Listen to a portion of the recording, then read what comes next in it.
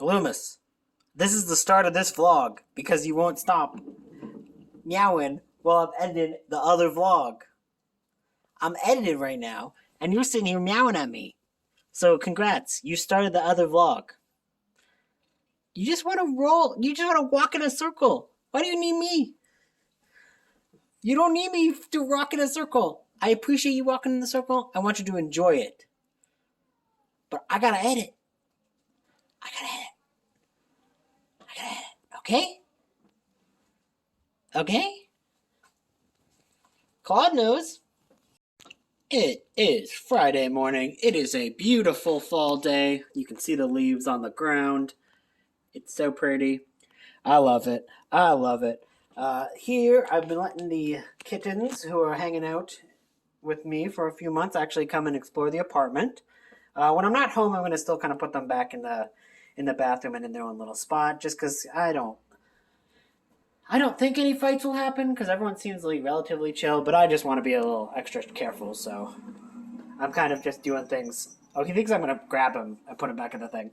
I'm not going to put you back. Don't worry. Don't worry. Blueberry, it's all right. It's all right. But as far as plans go, the Spirit Halloween in Regina is finally open, and I've been meaning to go for a few days. I'm waiting to get my disability check, though, for the month. And it normally is here by the 20th, but it's the 22nd now, so I'm still waiting on it. And because I want to have it today, it won't arrive until Monday. I guarantee. That's how this freaking thing works all the time. I thought it would be arriving early, but whatevs. I only have 100 pages left of the Corax book, so I'll be finishing that, and then I can start on the next week's events. Week of Weird is coming up. There is also the big old Exorcist read, where a whole bunch of people on BookTube are reading The Exorcist for the first time. So I'll be participating in some sprints for that. And that's going to be really fun. And yeah, it just seems like it's going to be a good, fun, enjoyable week. So I'm optimistic. Let's just get into it.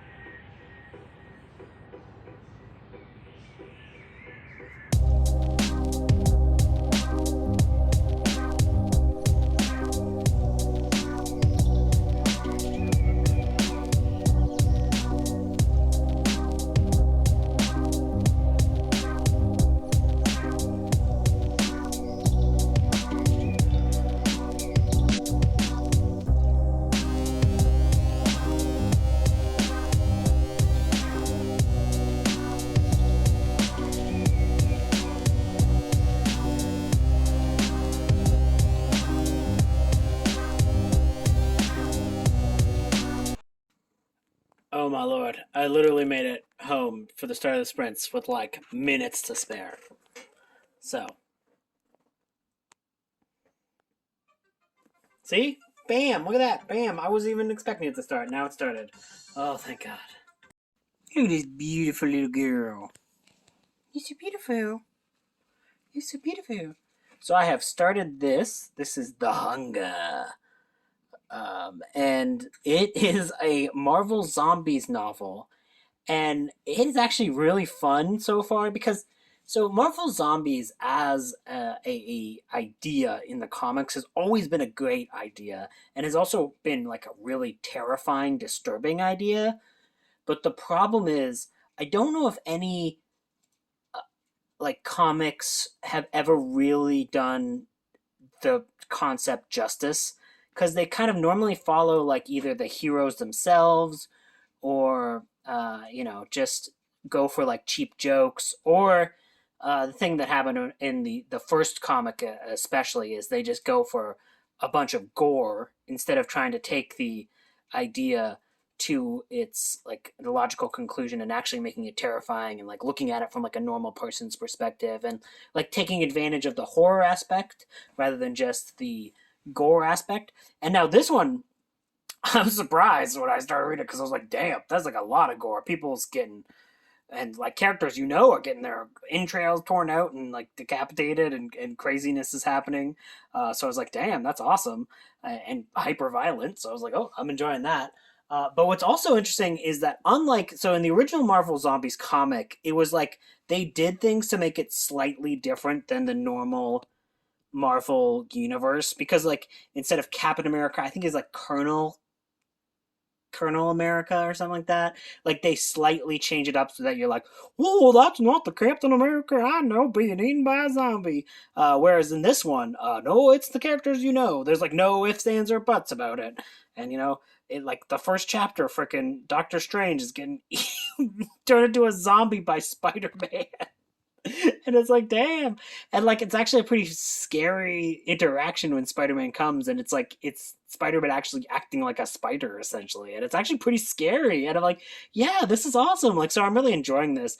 And it looks like this is going to be from the perspective of Doctor Strange's like newest apprentice kind of thing. So it's like an underpowered character facing all these like super overpowered characters who are now zombies. Like it's an awesome idea. So yeah, I'm just getting into this. This is a new arc, so hopefully it is as good as it seems from the first chapter or so. Let's continue.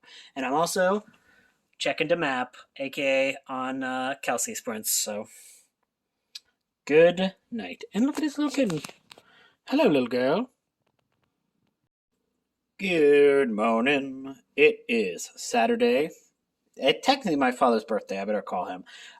But it is also a day when I'm doing a fun live stream with Elizabeth Sagewood, so I'm excited about that. And so is Moose. She's like, hello, yes, I'm so excited. I've only been Canadian for a brief time, because I'm a little baby. But I know I have things about growing up Canadian. Has to do with cat food. I don't know why am I doing this accent. Anyways, don't ignore me.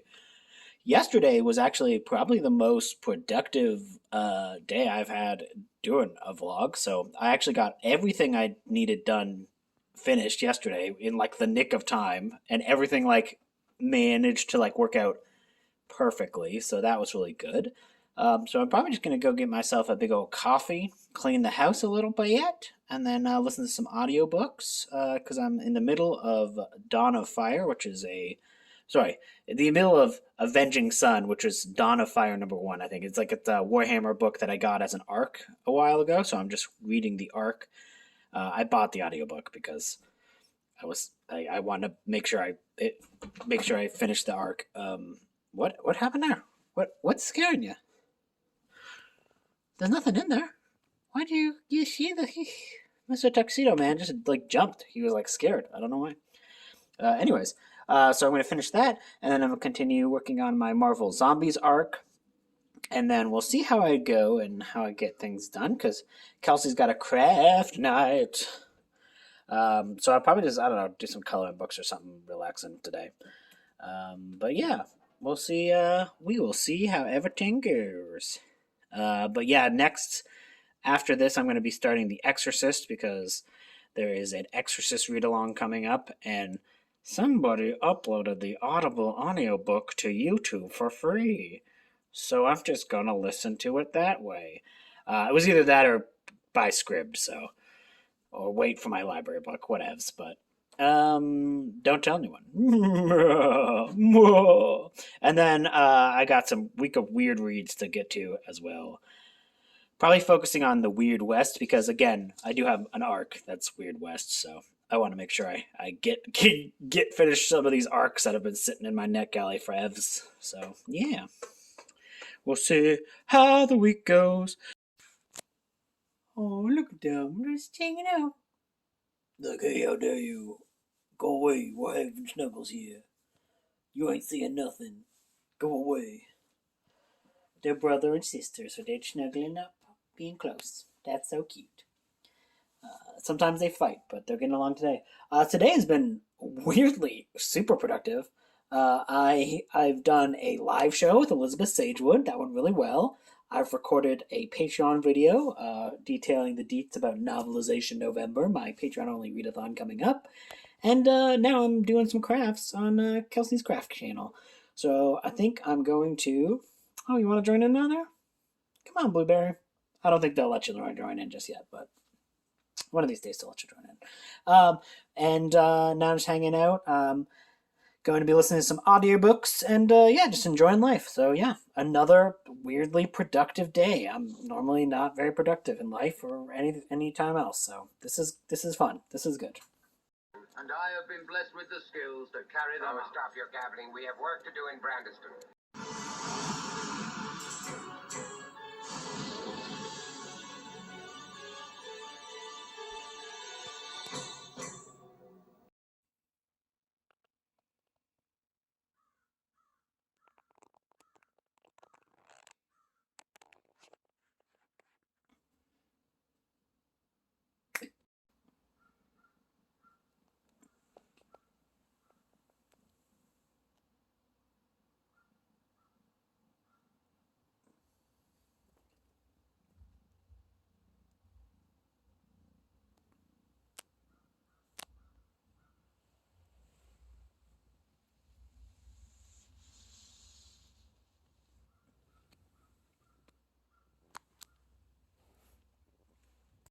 Hello. It is a late night check in for Sunday, and that's not because I haven't been doing things. I watched some movies. You saw the movies I watched earlier. I watched The Witchfinder General, which was like honestly harrowing, and is probably like the most disturbing and spooky movie, like just straight up scary movie I think Vincent Price ever did, with like an absolutely terrifying performance. So like I loved that. That was really good. And then I watched Jacko, which was hilarious. It was not good, but it was also amazing. It's like the best movie to probably just put on at a party. Although, if you're gonna do that, just be warned. There is one extremely random shower sequence that goes on for like a long time. It's like Linnea Quigley is in it, and she's introduced taking like a 10-minute shower, and you're like, okay, I mean, good for her, you go, girl. But I was like, we've never even met this character before, which this is how we're getting introduced to her. Okay. But then when Jacko starts rocking around, and it's got all these like weird, very nostalgic feeling, like 90s Halloween esque like atmosphere. And the way that like all the decorations look, and there's actually some pretty fun kill scenes from Jacko, like stabbing people and doing stuff. It's not a good movie. Like the acting is like terrible and very stilted, but the plot is very fun and the vibes are really enjoyable. So it's like you could easily just kind of put that on at a Halloween party and just like every 5 minutes someone go, "What the hell is this movie?" I like the vibes, but it's weird. So yeah, I did actually get through an entire audiobook today. I wasn't planning on it.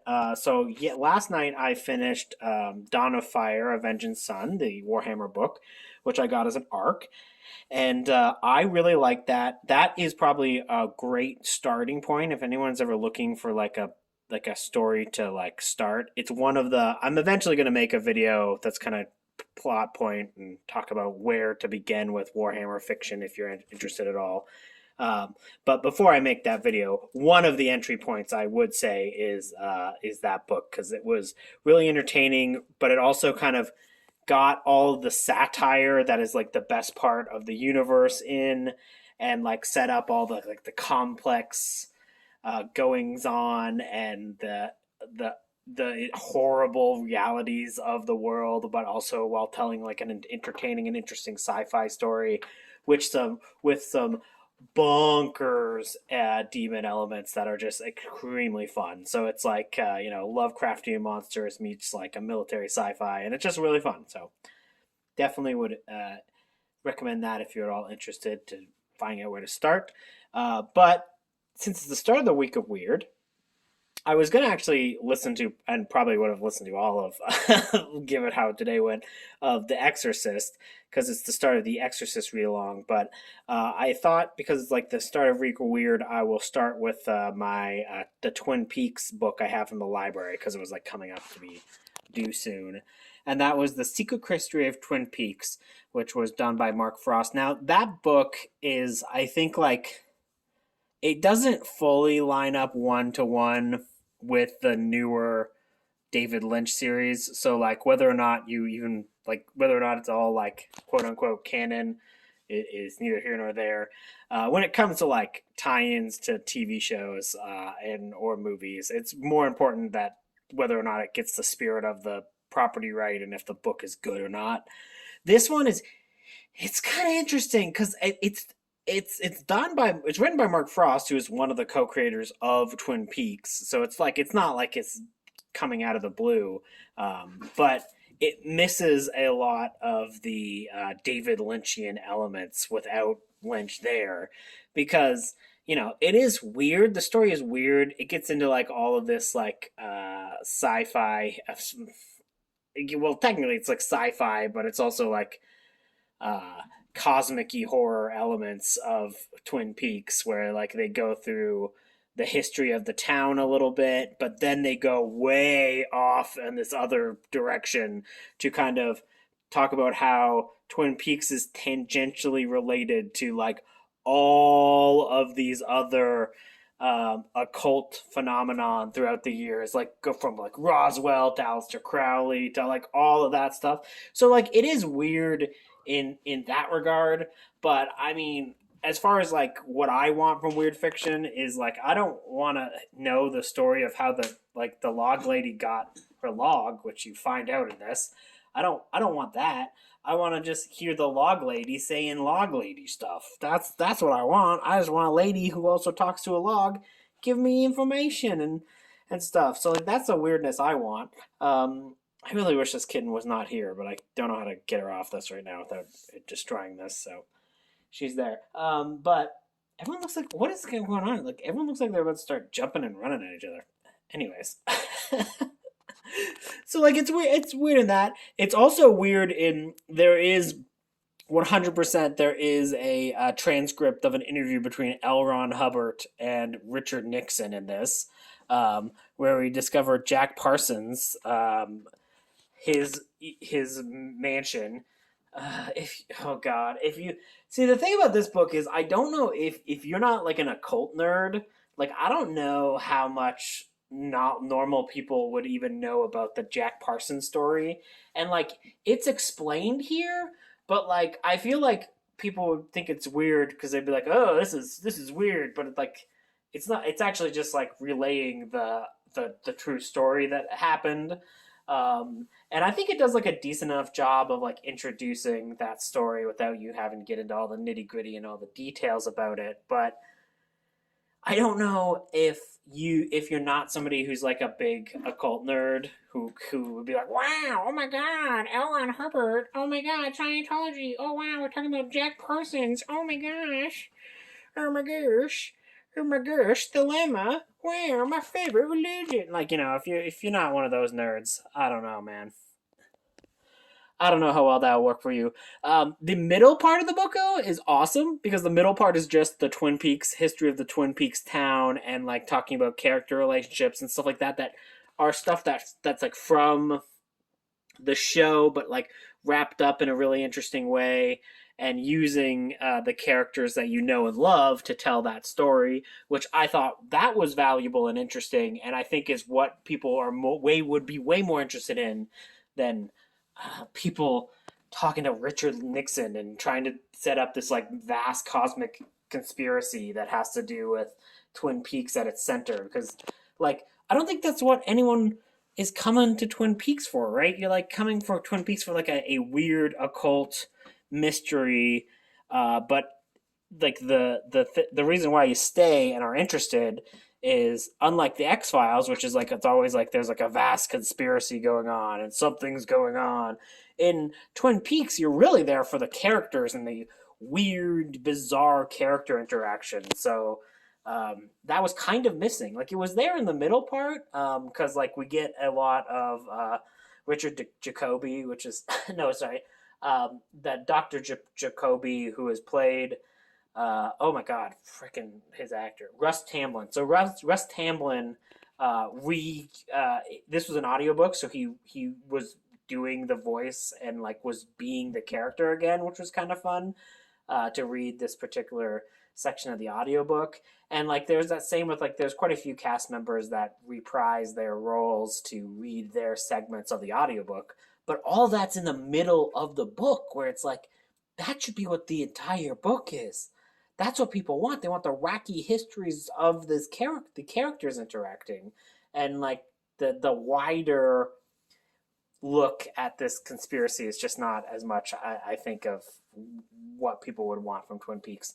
Apparently, the sequel, which is the final dossier, is much better, and is very much more focused on just Twin Peaks. So I might read that at some point, although I don't know if I'm gonna, make it a priority, because yeah, not a bad book, and it had like a good chunk where I was really like, oh, I'm enjoying this, but it's definitely not up to the quality of the TV show, right? Because a lot of this stuff, even when they're getting into the character details, they're getting into character details from like the end of season 2, which, if you know Twin Peaks, is not the no, we don't really want to talk about those elements. Everyone's more interested in what gets set up in season 1 and the very end of season 2, when like David Lynch comes back and like does all that, right? Like those elements, I think, were just kind of missing. So a good book.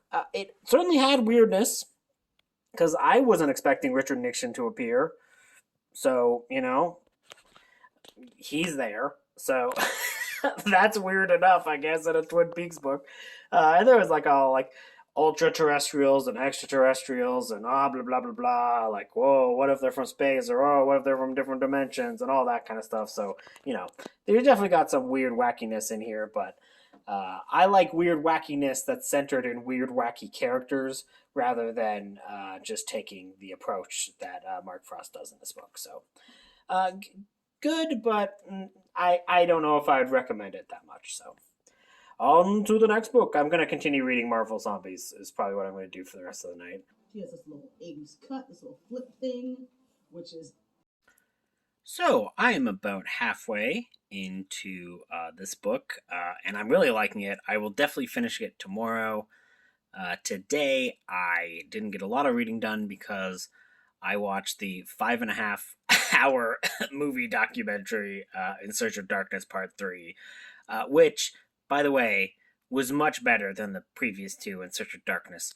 Part 3 is good because it actually brings in people of color to do like the commentaries, talking about what they watched and how they experienced 80s horror, and then also brought in actual like people from the gay community, and it was a lot more interesting to hear their perspectives on these films.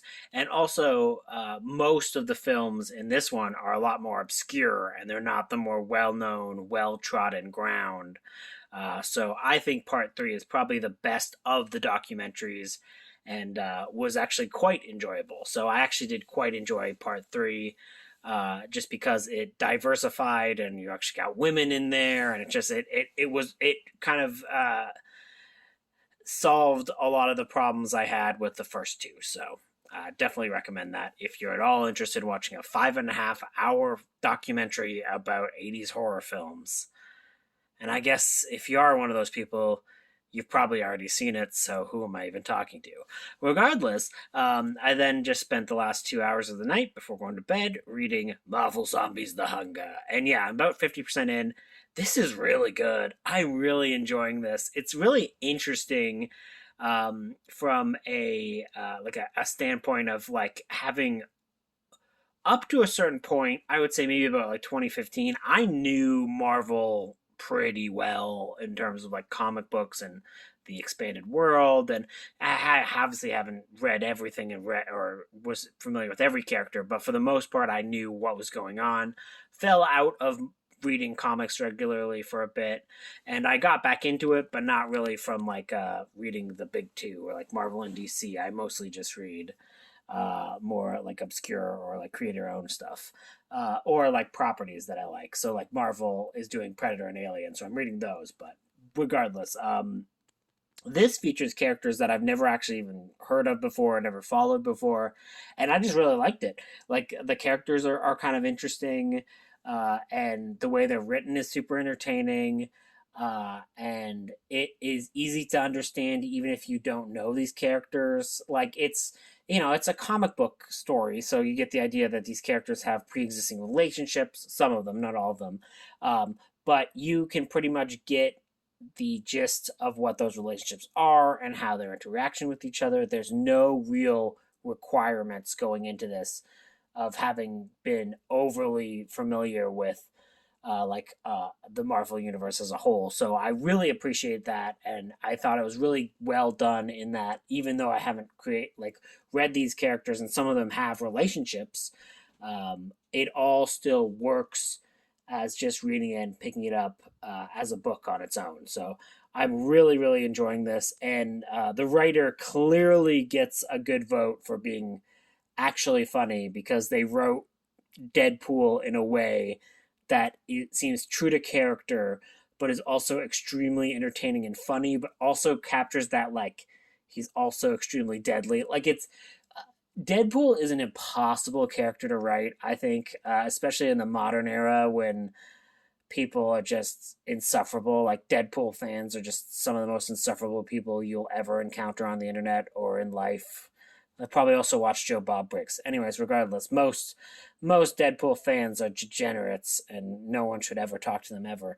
But if the character is written well, and there is some nuance to it, and there's actually a funny person writing it, Deadpool can be great. So Deadpool, when done well, can be an awesome character, and it's very hard to do that, especially in the modern day. So she is getting all kinds of extra points for writing a good Deadpool. That's just annoying enough, but also not annoying to the reader and entertaining and funny and silly. I'm enjoying this, and I will definitely be finishing tomorrow. Tomorrow I do have sprints with Lauren from Happy Haunts Library, so I'm hoping to finish this off so that when I do those sprints, I can actually start on The Exorcist, because that is part of the Exorcist Read-A-Long that's happening this week. So I'd be listening to the audiobook of The Exorcist, and then for the week of Word, I'm going to get into Dark Gods by T.D. Klein. So those are my future plans. We will see how I do. And have a good night, cuckoo cuckoo. I'm the zombie Doctor Strange. So it is Tuesday. I'm enjoying Kelsey's vlog. And that's a fall reset vlog. And look at Loomis. That's as much as I get for a fall decoration is Loomis. It's alright. It's alright. I just finished The Exorcist. I'm gonna pause this one. I just finished The Exorcist. I listened to it on a audiobook that was posted, and I'm discussing it now with Happy Haunts Library on her sprints. We have 26 minutes left. She's still going through the book. I meant to be reading the book during this entire sprinting thing, but I got overzealous and read most of it today. So I have finished it. Well, I say most of it. I read all of it today. I loved it. I've waited so many years to read The Exorcist, and I loved it. So I listened to this on audio. The audio that I listened to was slightly different than the book version I was reading, but regardless, I just wanted to mention that. I loved it. I do think I slightly like the movie more than the book, but only slightly, really small perspectives and amounts. And we are having a great discussion of it. I'm going to link this. Oh my god, look. You missed it, but Lauren just appeared. A wild Lauren appeared right there. Regardless. But I will link this live stream in the portion of this video because, yeah, it's great. Lauren is a super smart lady. Definitely watch this and enjoy it because, yeah, it's great. I'm enjoying this immensely, and I'm super glad I finally read The Exorcist. I'm not going to read anything else tonight, probably. Hello, it is Wednesday. It's Wednesday night. I'm doing terrible at updating. I was kind of bummed out today, so I just went for a giant walk and listened to a very long Warhammer audiobook for almost the entire day. So I finished that. It was fun. just normal stuff. Those are my weird comfort novels now. But I'm coming back, going to read a little bit more of this, and then tomorrow I completely forgot that in my Audible library I had bought Cipher by Kathy Koja, and I had never read it. I bought it for, I believe it was either like April or May, and I just never got to it. But it's perfect for the week of weird because I love the description of what that book is about. So it sounds very weird. So it's perfect for this week. So I will definitely get to that in audio tomorrow, and I'll just keep on hitting this book. This book is not actually that long, and I actually really like it. I just keep reading it late at night and then fall asleep. So that'll probably happen again tonight. So it's not that it's bad. It's just that, weirdly, sometimes with physical books, it can take a while for me to have to read it. So hopefully I will finish it tomorrow. I'll get another, I don't know, maybe 100 pages or so done tonight, and then the last little bit done tomorrow. So that is the plan for tonight.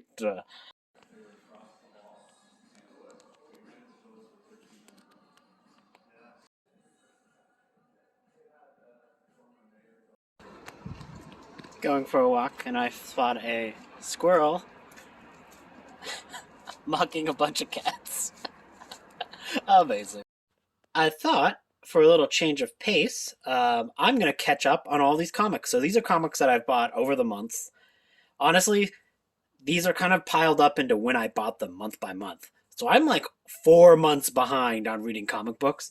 Now, how comic books as a format work is, this won't take that long. But yeah, I'm just going to catch up on these. They're hard to talk. I don't really talk about comic books that I read on the channel that much because it's kind of hard to talk about something that is so serialized, but I will talk about any good ones that I come across, or if I finished a series and just kind of talk about the series and that kind of stuff. So let's get into it. So I just finished the first up 2 books that I've been read for my random decision to read a bunch of comic books today. But yeah, these are really fun and good. Now, this should not surprise anyone, but this is actually a TV tie-in comic. There is a Harley Quinn animated series. It's actually really funny. But these in particular are very good comics. There's like a series of those. These are the latest series, and they're a sequel to a season of the show that I haven't even seen yet. But the comics are good with setting everything up and like establishing settings and stuff like that. So I know people who haven't even read or watched the TV show who read these and enjoyed these. And these are like they're all written by T. Franklin, I believe. Yes, so T. Franklin, and she is a person of color who is also, very much in the LGBTQIA space, and she's also a person who has a disability. So in these books, you have a lot of queer rep, and it's like told from a Black perspective. And yeah, and also has a lot of disability rep as well. So it's actually really, really entertaining to read because it fits all those categories. It's super interesting and unique and funny. And yeah, it's just unabashedly queer and doesn't apologize for it. So it's very, very entertaining and a great little series if you're looking to pick something up. I would say probably you have to have some background in the TV series. That's the only thing. I was actually intending for Garbagus to do a like, here is a whole bunch of progressive quote unquote trash that you can read, so you don't have to like be like only reading like white people trash. And yeah, this is a really good TV tie-in comic book that's very funny and is unabashedly progressive. So yeah, I really like these. I'm kind of sad that it took me so long to read these, but I'm glad that I finally did. Next up, I finished Dead Mall. So I had read 1 and 2 in like January. So reading 3 to 4 now when it's September, like 8 months later. Whether or not I have a full memory of what happened in the first 2 issues, these 2 were pretty good. They're very Cenobite inspired. So this is basically the plot of this story is basically there's like an evil mall that has a bunch of cosmic horror things going on, and when you enter the mall it like can take you and show you all these different eras and basically turn you into crazy looking Cenobites by the end. And it's about like this group of kids who go in this mall and start dying in all these crazy ways. The artwork is great. I like the story well enough. This is by Adam Caesar. So as Adam Caesar, he wrote Clown in the Cornfield and Clown in the Cornfield 2. So this is I think his debut in comics. He might have done some other small comic book work before this, but this is pretty good. I enjoyed this. I will say it's kind of just like the artwork is really cool, and I think that's kind of what sells this a little bit, because it's kind of like, I liked it. It was pretty good, but it's just like you go into a mall, weird cosmic horror things happen, and then people become Cenobites, and you're like, oh, that's kind of cool. But I didn't really find myself attached to or really liking all the characters that much, so it's a cool idea, cool premise, executed decently. I just maybe wasn't a huge fan of the story in it. But yeah, definitely worth checking out, especially if you're into old 80s, 90s, and even before that mall stuff, because yeah, there's some cool ideas here. I was reading comic books instead of audiobooks or doing anything else more intensive because I was waiting for a package to arrive, and it arrived. So let's see what it is. I know what it is, but you don't. Unless you like, I don't know, have hacked into my like banking information, which if that's so, don't do that anymore, please.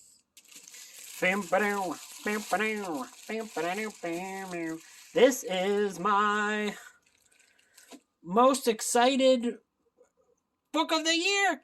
Look at this is the novelizations that are fully translated for the very first time of Godzilla and Godzilla Raids Again. Wow. I'm so excited for this. I'm super excited for this. There's like very few Godzilla books that come out every year, so this is a big deal. It's a novelizations of two of my favorite. Okay, so Godzilla is one of my favorite movies of all time. Godzilla Raids Again, I like, but it's not even in the top 15 Godzilla films, but it's still enjoyable, fun time. But so I'm really excited to read both of these novelizations and see how they differ from the finished product. I guess I can do that during novelization November. I might just do it today. I don't know. Whatevs. I'm excited for this. Yay! So I caught up on Predator and Alien comics. Next up, these two are the second round of Marvel Comics Predator story.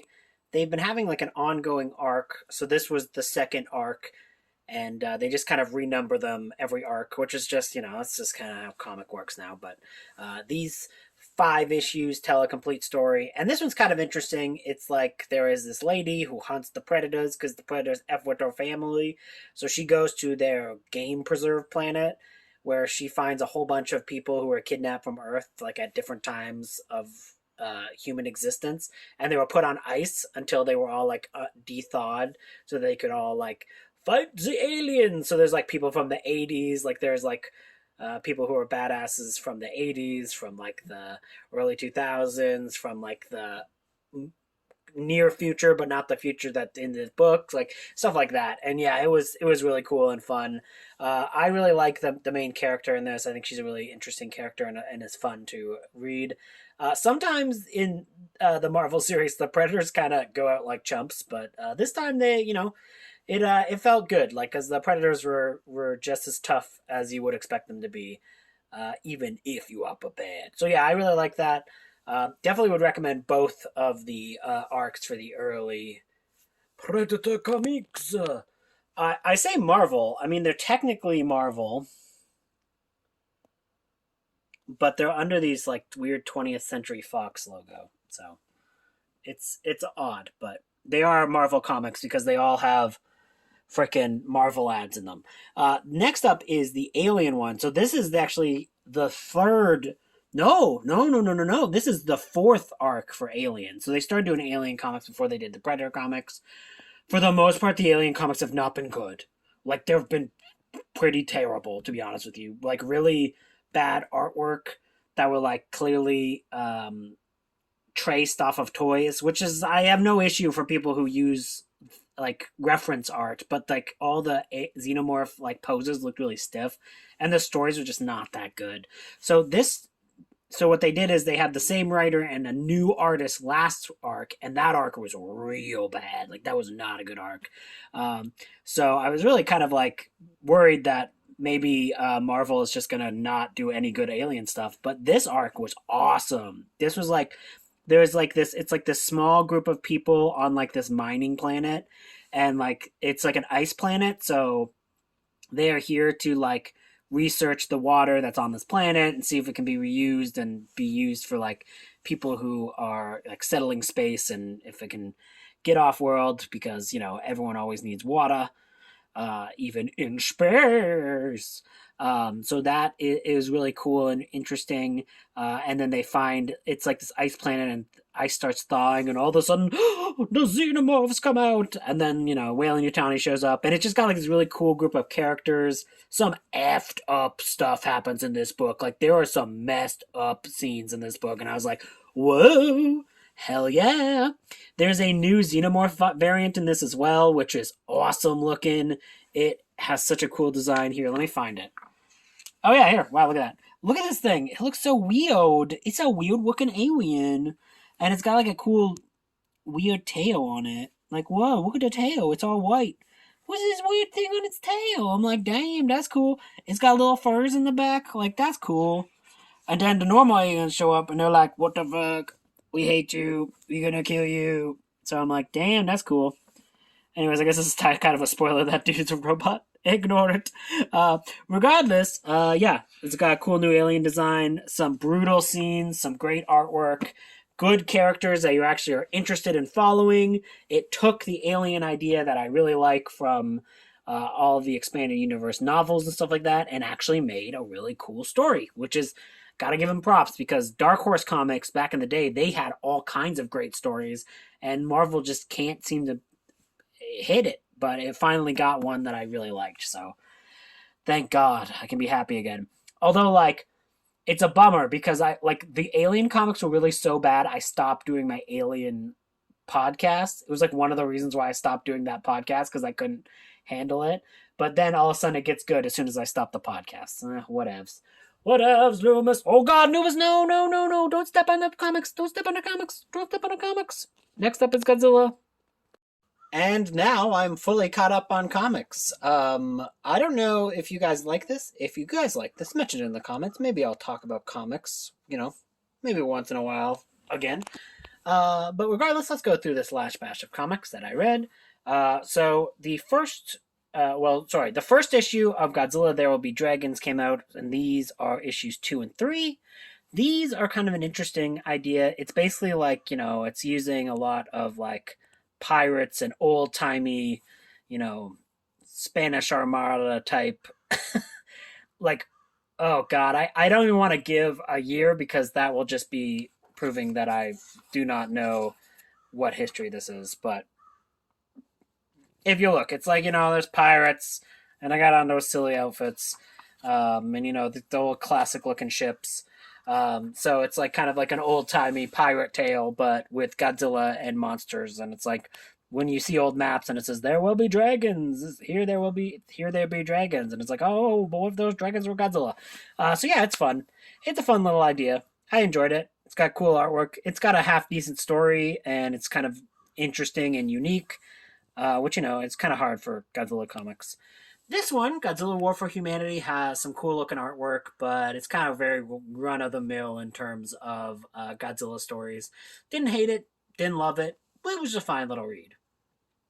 This is the final issue of Godzilla Monsters and Protectors. So this was a comic for kids. So this is very young kids. So like I would say like 8, well, probably even like 5 up. 5 to like maybe 11 or 12 ages for a comic like this. It's very kiddie, but I think it's actually pretty cool to be something that you could introduce to your kid if you're interested in starting them to become Godzilla and to never be cool again. This is a good option to ruin your child's life and introduce them to Godzilla at an early age, like what happened to me.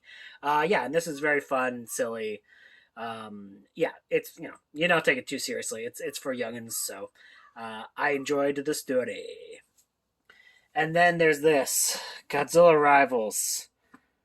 It's versus Space Godzilla. Godzilla doesn't actually appear in this. It's just a Space Godzilla story. And like the artwork is good. I like the artwork. The artwork is cool. But you see these like blue things? These are all stupid and I hate them.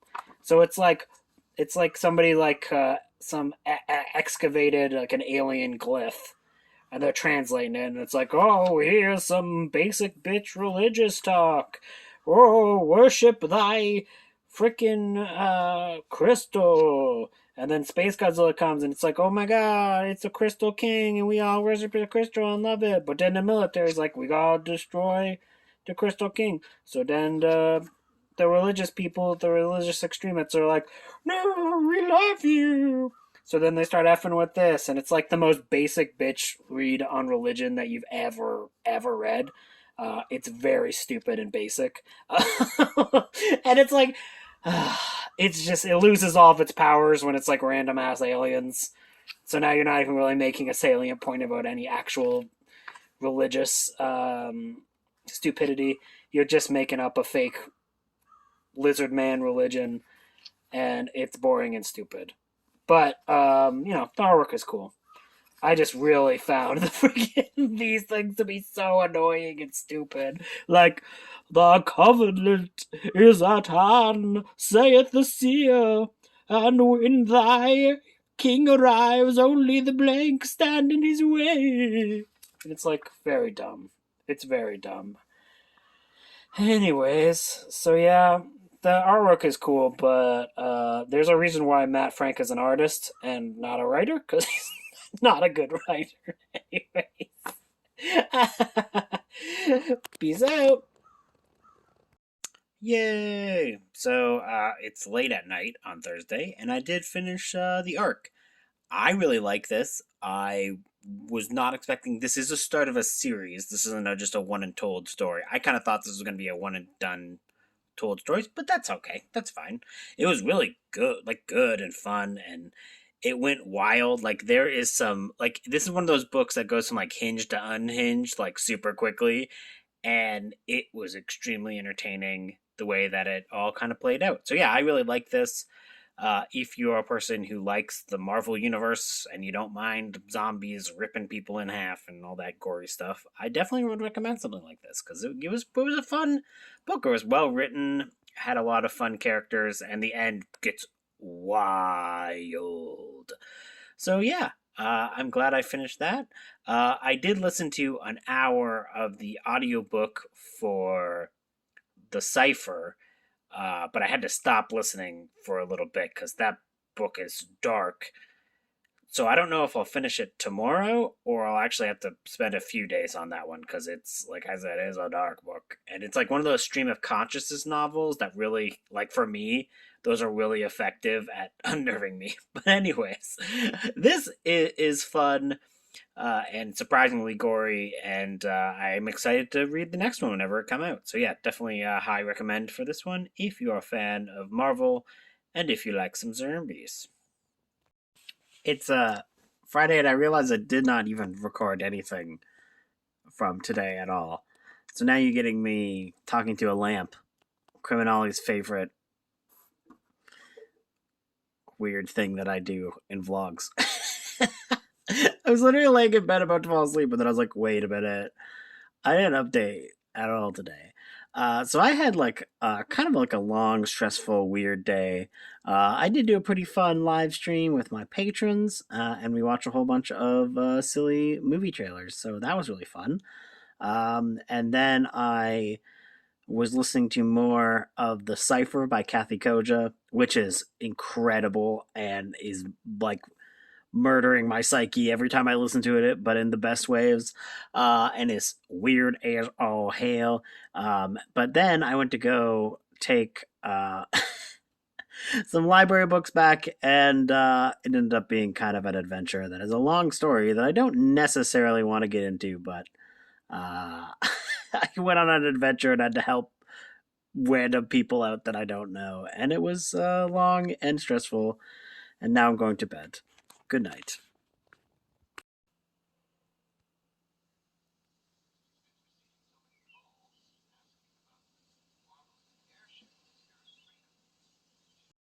I just finished the cipher. Now it's time to put my hand in my own little fun hole. Oh god! Oh god! Blah, blah, blah, blah. Oh, it's coming to get me. Oh wait, that's just Nami.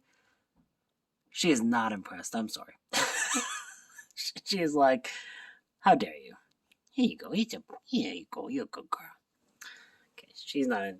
She's literally like, how dare you touch me? I'm going to lick there. Let's talk to Blueberry. With that, it will be the end of Vlogtember. I loved it. That is very much a stream of consciousness, very in a person's head novel where there's like two characters that are good.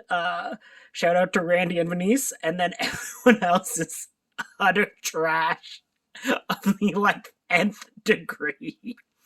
And it's like the opposite of the cult of personality. It's like the cult of the void, the cult of nothingness, the cult of being empty, and like really just about every toxic substance possible that causes a hole in your life, whether it be relationships, whether it be alcohol, whether it be other drugs, like literally anything. The cosmic nothingness, but also the somethingness, and that's the scary part. I can't pretend to tell you exactly what happened in that book, but I liked it, and I thought it was really interesting. And boy, oh boy, were those characters pieces of shit. Loomis, I was gonna say, speaking of, but I won't say that about Loomis. And with that, it's the end of Vlogtober. I'm gonna be uploading this. After the fun hole.